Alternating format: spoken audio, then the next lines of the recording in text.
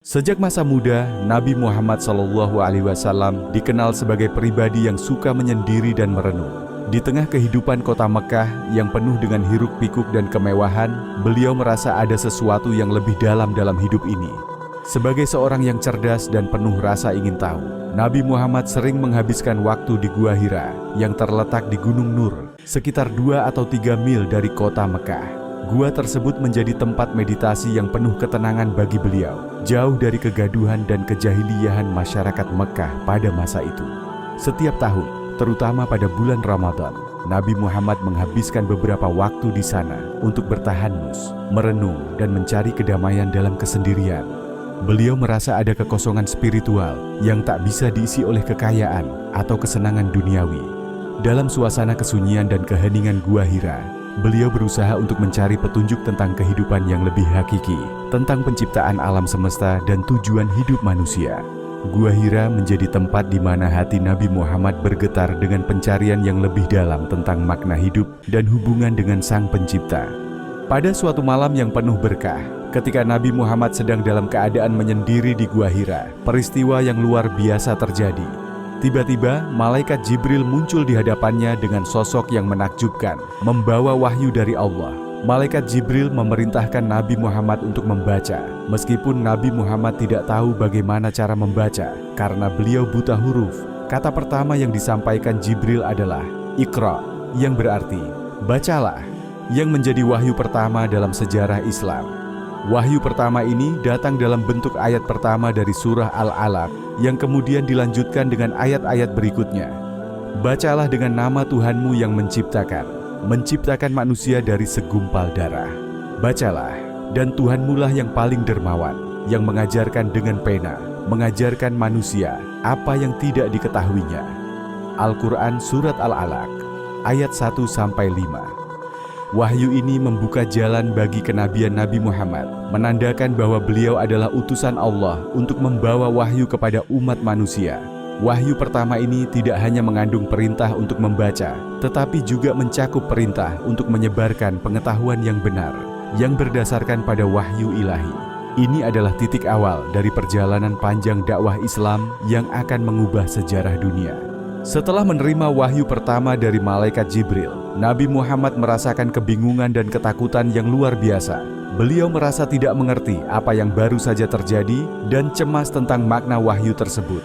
Ketakutan itu muncul karena tiba-tiba beliau merasa dihadapkan pada suatu realitas yang besar dan tak terduga. Perasaan ini semakin kuat ketika beliau pulang ke rumah dalam keadaan cemas dan gelisah. Sesampainya di rumah, Nabi Muhammad langsung menemui istrinya, Khadijah binti Khuwailid, yang selalu menjadi tempat untuk mencari dukungan. Khadijah melihat ketakutan dan kegelisahan di wajah suaminya, dan segera memeluknya dengan penuh kasih sayang. Nabi Muhammad menceritakan apa yang terjadi di Gua Hira, tentang pertemuannya dengan malaikat Jibril dan wahyu pertama yang diterimanya. Khadijah, yang sangat percaya pada suaminya, menguatkan hatinya.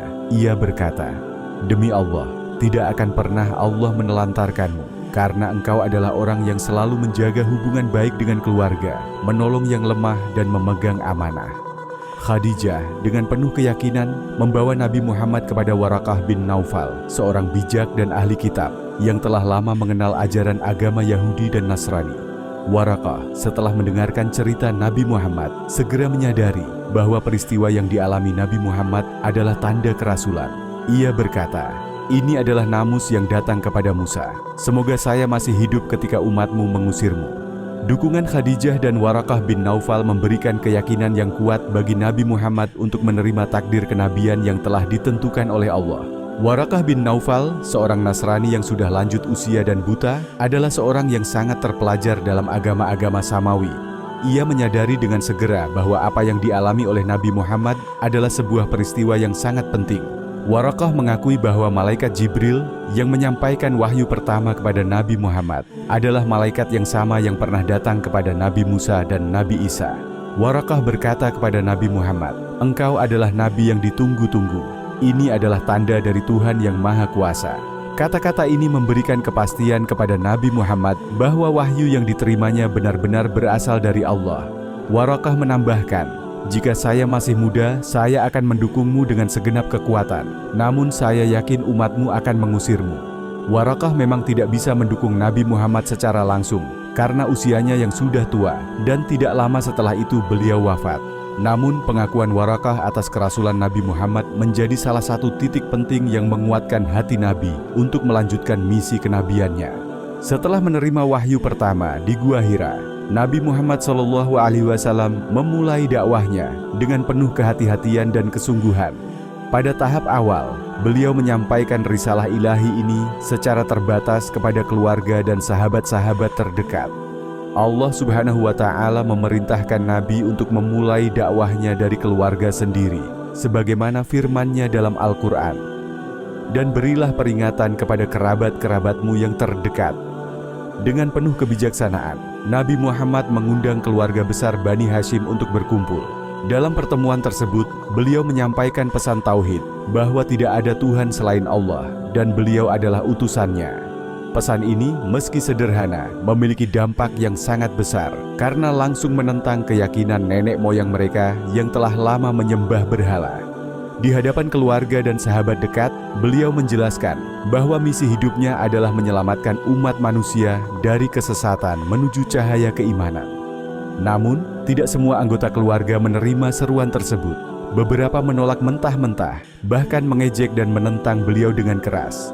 Salah satu penentang utama adalah Abu Lahab, paman Nabi sendiri, yang dengan kasar menolak dakwah Nabi dan berusaha memprovokasi orang lain untuk menjauhi beliau. Meski demikian, ada juga yang dengan hati terbuka menerima ajaran ini. Ali bin Abi Thalib, yang saat itu masih remaja, segera menyatakan keimanannya. Istri Nabi, Khadijah binti Khuwailid, menjadi pendukung utama dan pelindung dakwah beliau. Sementara itu, Zaid bin Haritsah, bekas budak yang telah diangkat sebagai anak oleh Nabi, juga bergabung dalam barisan pengikut pertama. Seiring dengan semakin meluasnya dakwah Nabi Muhammad, penolakan dari masyarakat Quraisy semakin kuat. Kaum Quraisy yang memegang kendali atas Ka'bah dan perekonomian Mekkah merasa terancam oleh ajaran Islam yang menekankan persamaan derajat manusia dan menghapuskan penyembahan berhala. Mereka khawatir kekuasaan, kekayaan, dan status sosial mereka akan runtuh jika ajaran ini diterima oleh masyarakat. Kaum Quraisy menggunakan berbagai cara untuk menghentikan dakwah Nabi Muhammad. Mereka mencemooh, menuduh beliau sebagai pembohong, gila, dan penyihir. Dalam upaya untuk menghancurkan reputasi beliau, mereka bahkan mencoba menyuap Nabi dengan tawaran kekayaan, kekuasaan, dan perempuan, asalkan beliau menghentikan dakwahnya. Namun, dengan tegas Nabi menolak tawaran tersebut dan menjawab, "Demi Allah, sekalipun mereka meletakkan matahari di tangan kananku dan bulan di tangan kiriku, agar aku meninggalkan dakwah ini, aku tidak akan meninggalkannya sampai Allah memenangkan agama ini, atau aku binasa karenanya." Penolakan ini tidak hanya berupa ejekan, tetapi juga berubah menjadi penganiayaan fisik terhadap Nabi dan para pengikutnya. Banyak pengikut Nabi yang harus menghadapi siksaan yang kejam. Bilal bin Rabah, seorang budak yang memeluk Islam, dijemur di tengah terik matahari dengan tubuh tertindih batu besar sambil dipaksa untuk meninggalkan agamanya. Namun dengan penuh kesabaran, Bilal hanya mengucapkan, "Ahad, Ahad, Tuhan yang Maha Esa." Selain itu, keluarga Yasir, termasuk Yasir, istrinya Sumayyah, dan anak mereka Ammar, menjadi simbol keteguhan iman. Sumayyah menjadi martir pertama dalam Islam setelah dibunuh dengan kejam karena mempertahankan keyakinannya. Nabi Muhammad seringkali merasa sedih melihat penderitaan para sahabatnya, tetapi beliau terus memberikan dorongan dan menguatkan iman mereka. Beliau meyakinkan mereka bahwa pahala besar menanti mereka di akhirat. Meskipun tekanan semakin berat, dakwah Nabi tidak surut. Keteguhan, kesabaran, dan kebijaksanaan beliau dalam menyampaikan risalah Islam secara perlahan mulai menarik lebih banyak orang untuk memeluk Islam. Di tengah gelombang penolakan, ada secercah harapan dengan munculnya pengikut-pengikut baru dari berbagai lapisan masyarakat. Perjuangan awal ini menjadi fondasi kuat bagi pertumbuhan Islam di masa mendatang, meskipun tantangan yang lebih besar masih menanti.